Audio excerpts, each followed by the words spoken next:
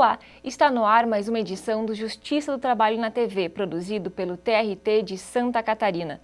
O Congresso Nacional está perto de aprovar uma lei que amplia a possibilidade de as empresas contratarem trabalhadores terceirizados.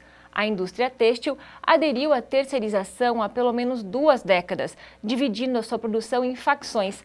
Para tratar dessa polêmica, está conosco o juiz Oscar Croste, do TRT de Santa Catarina, autor do livro O Lado Avesso da Reestruturação Produtiva, a terceirização de serviços por facções. Bom, juiz Oscar, seja bem-vindo ao nosso programa, obrigada pela participação. Eu que agradeço, é uma boa oportunidade de tratar de um assunto tão importante. Bom, muito bem. A polêmica, então, sobre a terceirização dos contratos de trabalho não é algo novo. De um lado estão aqueles que alegam que o direito do trabalho se tornou arcaico no mundo moderno. De outro, os que acreditam que a terceirização prejudica os trabalhadores que acabam ficando sem proteção e segurança no trabalho. Existe um lado certo? Quem tem razão? Na realidade, Letícia, essa discussão ela é tão antiga quanto o próprio direito do trabalho. A questão de defender os trabalhadores ou a lucratividade das empresas, ela remonta ao início da própria industrialização e do capitalismo e ela tem uma nova roupagem da velha guerra entre o capital e o trabalho. Os trabalhadores estão completamente corretos em tentar salvaguardar e manter preservando os seus direitos conquistados a duras lutas, assim como os empregadores sempre vão buscar uma majoração dos lucros.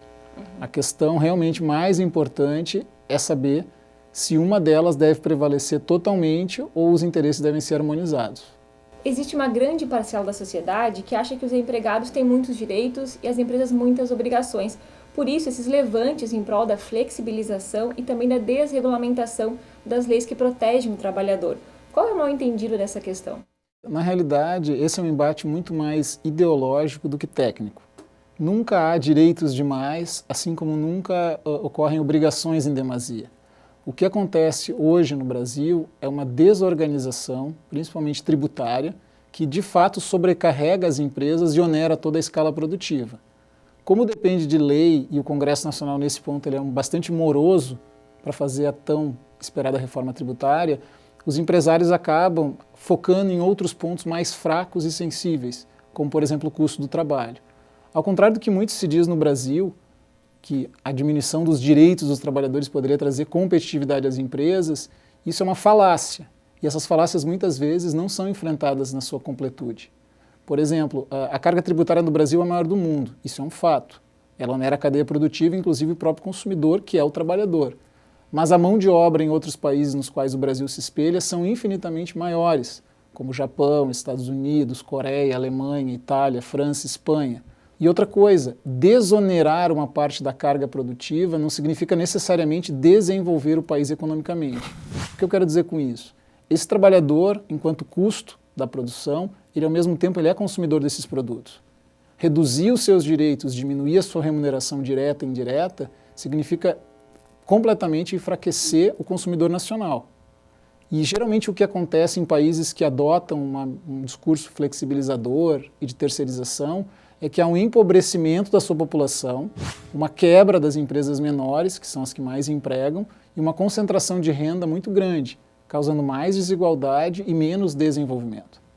Esse talvez seja o maior mal entendido. Lucratividade não é sinônimo de desenvolvimento.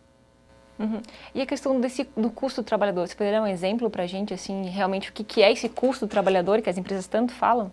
Na realidade é o seguinte, muito se confunde ou se busca confundir, e aí vem uma discussão também bastante grande, se isso é intencional ou não, direitos e garantias de encargos. Por exemplo, um trabalhador que recebe um salário de R$2.000, além dessa remuneração, ele tem por direito conquistado um 13º salário ao final do ano. Então, ao invés de 12 salários, o empregador paga 13 num ano. Além disso, ele tem o direito a um mês de férias com acréscimo de 1/3. Então, embora ele ganhe esses 13 salários e mais 1/3 em um mês, ele trabalha efetivamente 11.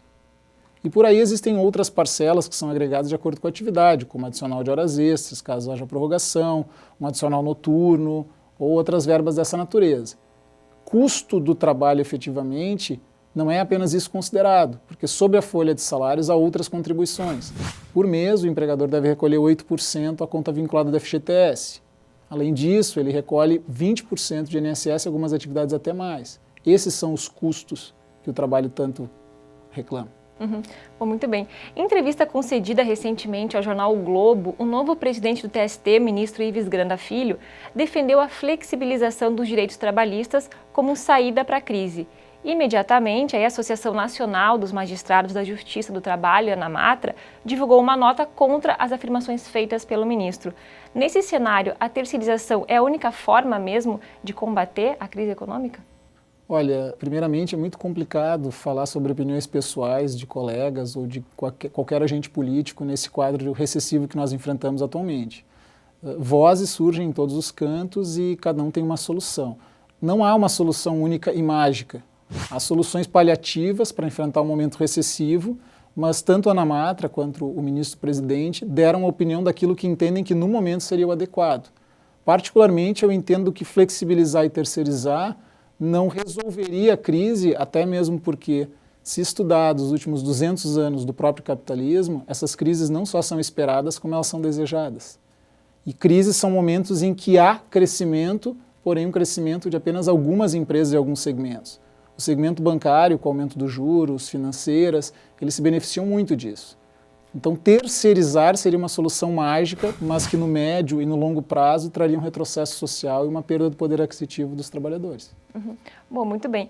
Você compara a legislação trabalhista a um ovo, composto de 3 partes, a casca, a clara e a gema. Você poderia explicar essa metáfora? Na realidade, essa ideia, ela se assemelha muito a um átomo. E ela não é de minha autoria. Quem utiliza muito esse exemplo, até para poder conceituar materialmente essa ideia, é a professora Carmen Camino, a partir de um modelo que já vem de um outro professor, que já é falecido, José Martins Catarino. Por que essa metáfora? Porque fisicamente é muito mais fácil de visualizar esses níveis de interação normativos. Então, a gema do ovo, que seria o núcleo do direito do trabalho, seriam aqueles direitos que não se pode discutir nem não cumprir. Por exemplo, o salário mínimo, uma limitação horária por dia de trabalho, algum adicional, o FGTS. Quando não há o cumprimento desses direitos, é um desrespeito à lei, à informalidade ou ilegalidade. Esses direitos eles são intangenciáveis e irrenunciáveis. Num segundo nível, que seria a clara do ovo, estariam direitos que não estão totalmente previstos em lei, ou se previstos, há uma margem, uma modalidade para que eles sejam cumpridos de outra maneira, e que podem ser acordados entre o empregado, pessoa física, e o empregador.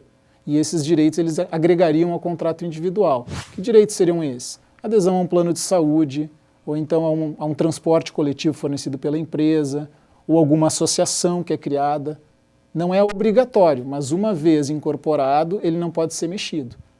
E na casca do ovo, que seria o terceiro nível, mais afastado da clara, mais afastado da gema, seriam as normas coletivas. São aqueles direitos que não se agregam quando negociados, mas que o nível é muito diferente. Não é o empregado que negocia, é o seu sindicato. E essa negociação ela tem um prazo de validade determinado. Após passar desse prazo, a cláusula pode ser renovada ou não, e se não renovada, não há agregação ao contrato de trabalho. A indústria passou por um processo de reestruturação produtiva no final do século XX, que justamente se caracterizou pela desregulamentação e flexibilização do trabalho. Como essas mudanças refletiram no setor têxtil? Na realidade, essas mudanças elas impactaram mais no setor têxtil por conta da história que esse setor tem nas regiões em que é instaurado. Não raramente, em Blumenau, onde eu atuo, é muito característico, os setores criavam grandes polos onde os trabalhadores residiam na circunscrição da empresa, eles frequentavam os mesmos ambientes, sedes recreativas, escolas profissionais, e as famílias, as gerações, estavam vinculadas àquilo ali. Inclusive, os nomes dos bairros em Blumenau muitas vezes são identificados com as empresas. Quando houve essa reestruturação, parte das atividades essenciais da indústria têxtil foi externalizada. O que eu quero dizer com isso? Ela foi remetida para fora da empresa, ou para prestadores que já existiam anteriormente à reestruturação, ou passaram a ser desenvolvidas pelos próprios trabalhadores, que hoje passariam a atuar como autônomos. Em âmbito interno da empresa, a matriz de linha de produção tradicional, fordista-taylorista, onde havia uma função para cada trabalhador e havia chefias encarregadas, ela foi substituída por uma filosofia toyotista. O que eu quero dizer com toyotista? Porque muitas pessoas usam esse termo e às vezes não sabem o que ele significa. A organização interna passou a ser muito mais rígida, porque a multifuncionalidade, ou seja, a exigência que um mesmo trabalhador executasse 2 ou 3 atividades diferentes e houvesse o enxugamento do quadro funcional, passou a ser a tônica. Além disso, a linha de produção onde cada um fazia a sua função e não dava bola para a função do colega, isso também foi suplantado. O que ocorreu? Hoje o trabalho em célula faz com que a chefia seja substituída pelo próprio colega. Então os próprios trabalhadores, a fim de que a produção não pare, passam a fiscalizar o que o outro anda fazendo. E além disso, a remuneração desses empregados, antes vinculada à hora de trabalho, passou a ser fixada pela produção do grupo. Então, nessa reestruturação em que parte das atividades foi remetida para fora e parte foi modificada internamente, nota-se que houve uma aceleração do ritmo de trabalho, uma maior onerosidade para o trabalhador e uma insegurança quanto à própria remuneração no final do mês. Com isso foram criadas as facções na indústria têxtil. Eu queria que você explicasse um pouquinho o que são essas facções e se tem alguma diferença de facção e terceirização. Na realidade, a facção, como o próprio termo na língua portuguesa diz, ela é um fragmento, ela é um pedaço. Pode-se dizer que uma empresa é organizada por diversos setores e cada setor é responsável por uma etapa da produção. Com a facção, esse setor simplesmente foi desmembrado de dentro da indústria e colocado em um outro local. Mas ao invés de fazer parte dessa indústria, ele ganhou uma autonomia tal que essa indústria passou a tomar estes serviços. O que significa? Que uma empresa que fabricava vestimentas, antigamente comprava o tecido, fazia os cortes, costurava, acabamento, estamparia. Hoje não. Hoje ela compra o tecido e manda, por exemplo, uma facção para fazer os cortes. Essa facção apenas faz cortes. Posteriormente é enviado para uma segunda facção, onde ela faz acabamentos. E as etapas foram sendo cada vez mais repassadas às facções, a ponto de algumas indústrias não terem mais um setor produtivo, apenas um controle de qualidade. Essa questão sobre terceirização e facções, existem várias correntes. A corrente a que eu me filio entende que a terceirização é o repasse de qualquer atividade a alguém fora da empresa. Essa atividade pode ser um fazer, como pode ser um produto acabado. No caso da terceirização típica, em que o TST regula pela súmula 331, atinge atividades de asseio, conservação, limpeza e segurança, via de regra, atingindo outras posteriormente como manutenção. Essas atividades, em 100% dos casos, são executadas dentro da empresa que toma os serviços e normalmente não estão vinculadas à sua atividade principal, são atividades de apoio.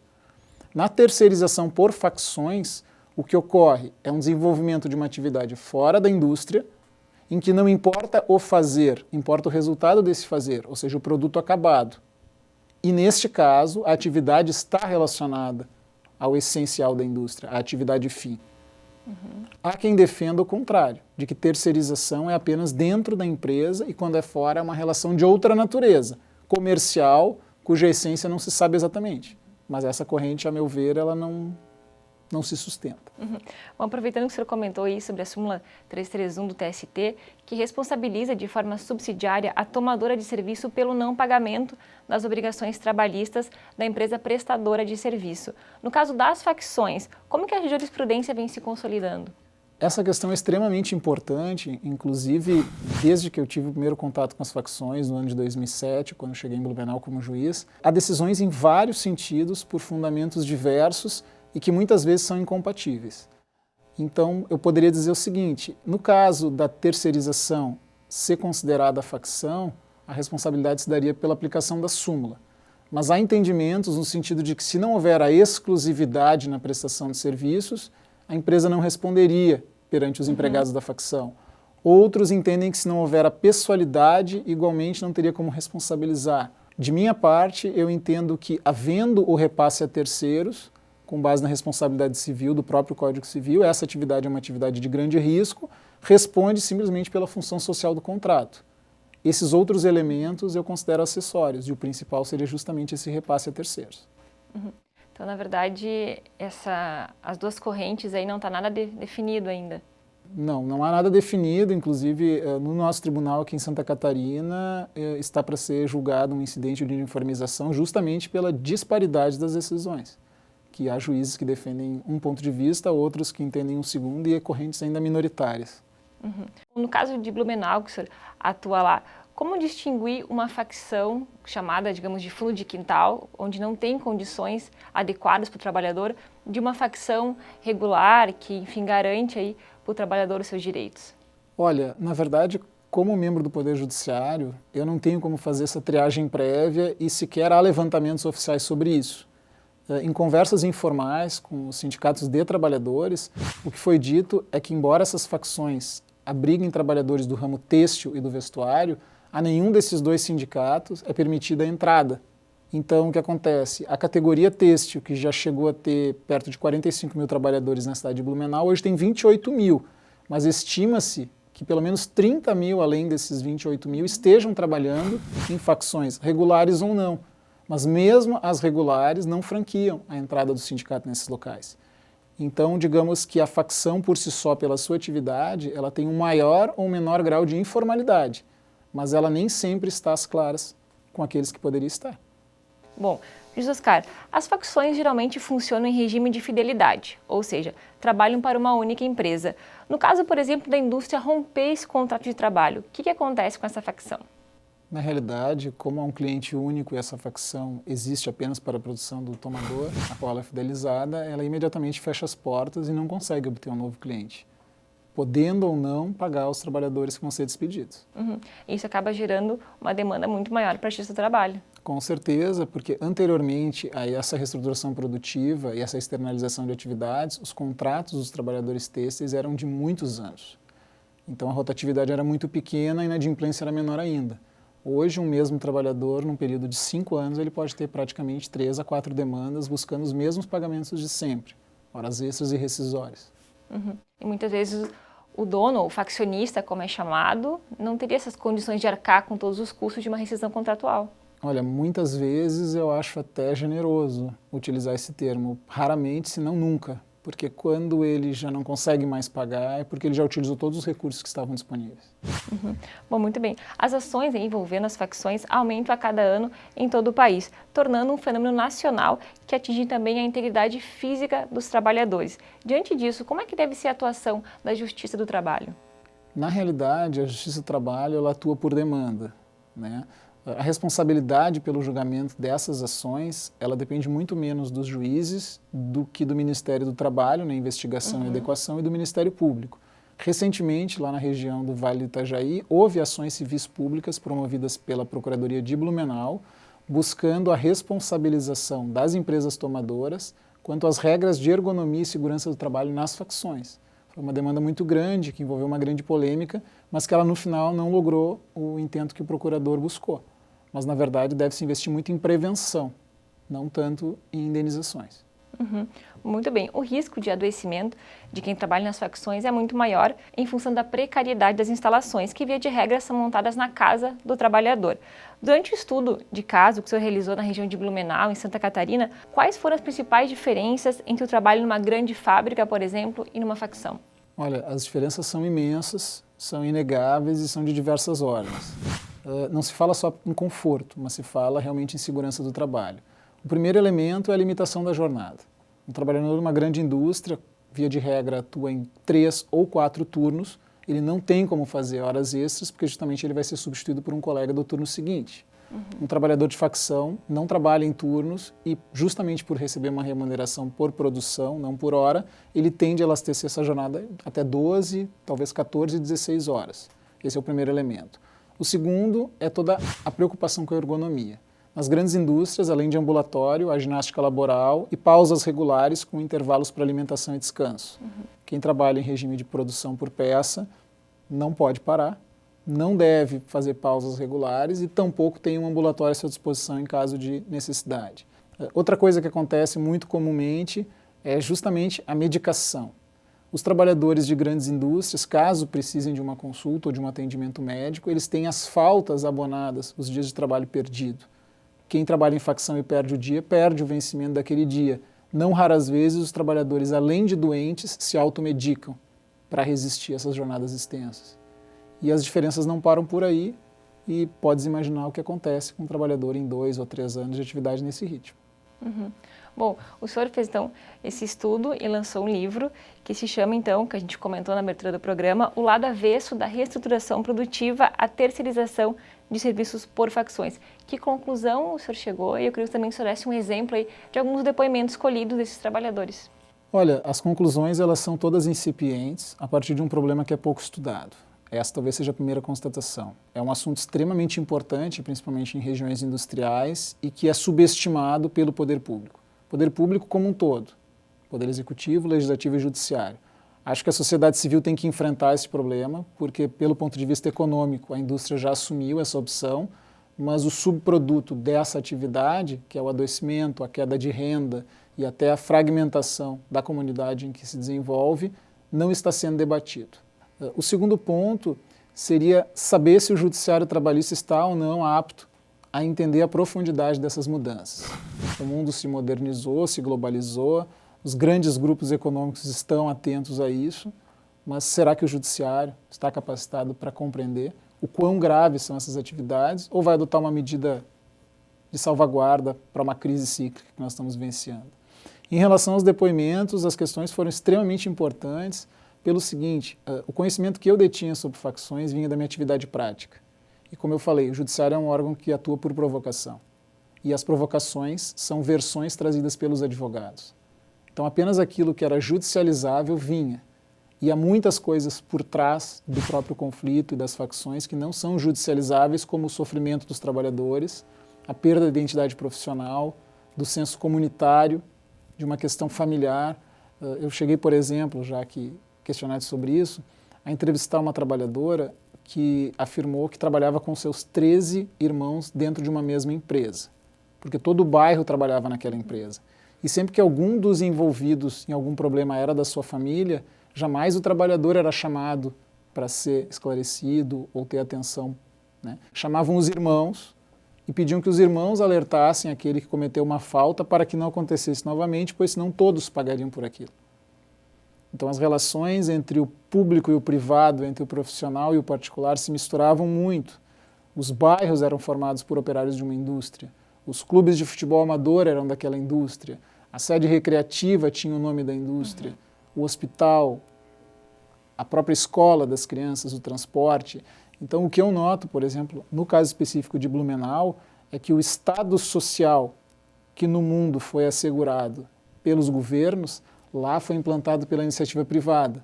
E a retirada da iniciativa privada desse campo extremamente importante põe em risco o próprio desenvolvimento social daquela comunidade, porque deixou um espaço em branco que não está sendo ocupado pelo poder público.